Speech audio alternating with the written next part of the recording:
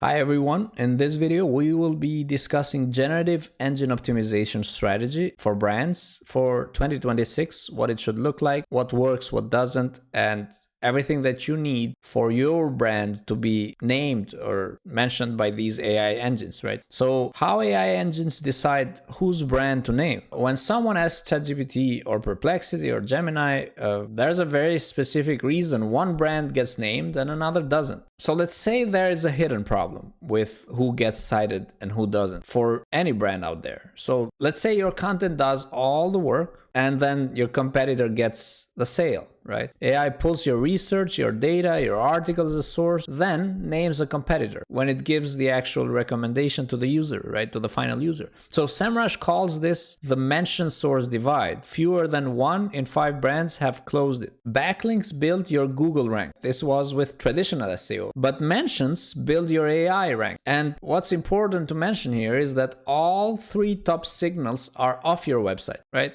So Reddit threads, podcast mentions, review platforms. That's where AI learns to trust your brand, not your homepage. So it's kind of like, oh, you speak so well about yourself, but what do others say about you? That matters more, right? To get a more objective perspective on any matter. So that's the same with us people in society. That's the same with brands or businesses or companies out there who are trying to get traffic online, right? What gets you into Perplexity answers today will not automatically put you into ChatGPT answers tomorrow. Each one needs its own approach. So the starting point for you should be Perplexity for a few reasons. Because Perplexity, let's say, shows its work. Every answer comes with receipts, right? So every Perplexity answer shows numbered source references. Users can click and verify. Because of that, Perplexity is architecturally built to reward pages that look like verifiable sources, dense with data, dated statistics, and inline citations. It's the fastest platform to get traction on,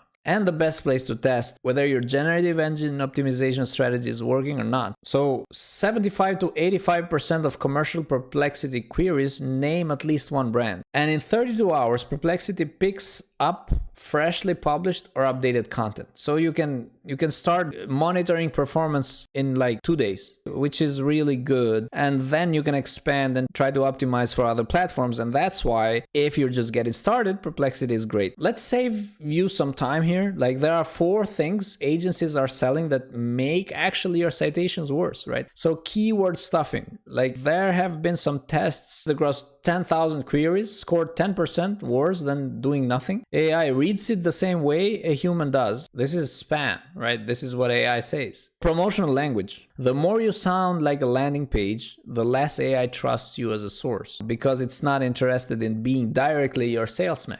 It's trying to just provide the best possible answer to the user. So thinking first principle, what does the user want? The best answer for whatever question they might have. So if you start acting like a salesman who knocks on people's doors, AI doesn't like that because that does not serve their user, right? Also publishing more pages. So Ahrefs, for example, found almost no link between page count and AI visibility. More content is not the answer. Better content is. Also adding schema tags for no good reason. So adding schema tags to weak content moved citation rates 0% in a 92 domain audit. So there's also an interesting research done by Princeton and Georgia Tech actually, who tested 9 different content changes across 10,000 real queries. 3 worked every time. None of them involved design, layout, or metadata. They're all about putting real information into the text. So over 41% added a named statistic with organization and year. Over 40% link to a credible third-party source in line. And over 28% included direct quote from a named expert in that specific field, right? So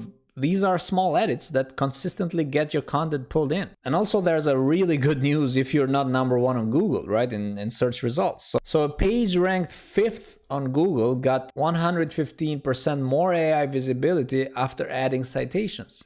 AI engines are built to avoid pulling everything from one dominant source. So as I said before, AI systems are specifically trained to avoid single source answers, because they want to give to the user also credibility about themselves as well. It's like ChatGPT wants to tell to the user, look, I'm giving you an answer, but trust me when I give you this answer, because before I gave you this answer, I went and checked 20 sources out there. And this is the list of the sources if you do not trust me, right? So AI systems are specifically trained to avoid single source answers. They pull from multiple perspectives to build a balanced response. So there are 3 gates before AI even reads your content. And most brands miss gate 1. So gate 1 is your brand recognized? AI needs to have encountered your name across independent sources. Reddit, G2, YouTube, press, podcast possibly. No recognition means you're not in the consideration set at all. And that's fair enough. If you're new to the game, to whatever industry you're in, you're just new. And there are brands who are into that specific sector longer. They obviously get priority against your new brand, right?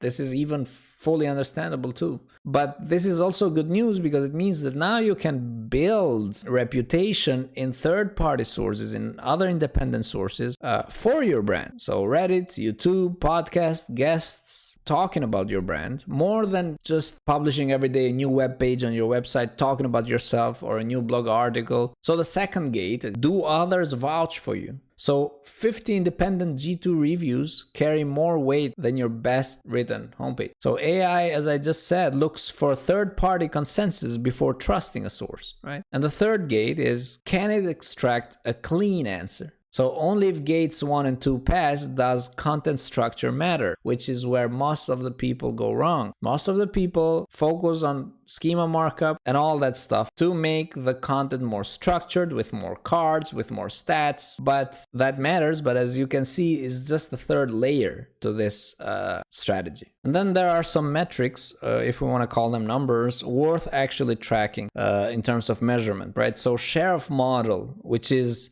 out of every 10 times someone asks an AI about your category, how many times is your brand the one that gets named? Track it per platform. So you can use different ones. You can also use our Quolity AI really soon. So if you want to sign up for an early access to it, I will leave the link in the description. Then you have mention versus recommendation ratio, which is AI pulling your content as a source, but naming a competitor as the answer? That gap tells you exactly what to fix before you publish more content, because just going out there and shooting in the dark by creating and publishing more content will not solve the problem if you don't know exactly what the problem is. Citation drift, we just discussed it. Which pages dropped out of AI answers this month? Run this monthly to know where you need to refresh before you lose the position entirely, right? And AI referral conversion rate, which is try to create a separate GA4 segment for ChatGPT and Perplexity traffic. These visitors already know your brand before they land. And again, very important, 88% of AI citations come from pages outside Google's top 10. AI doesn't care about your domain rating the way Google does. So 5 things you can do this week is find out if you're cited but not recommended. Check robots. Are AI bots blocked? Very important. Rewrite your top 5 pages with real data and sources. Get your brand mentioned on Reddit, G2, podcasts if possible, and start tracking share of model monthly, which is the one I just showed to you. And that's it for this video.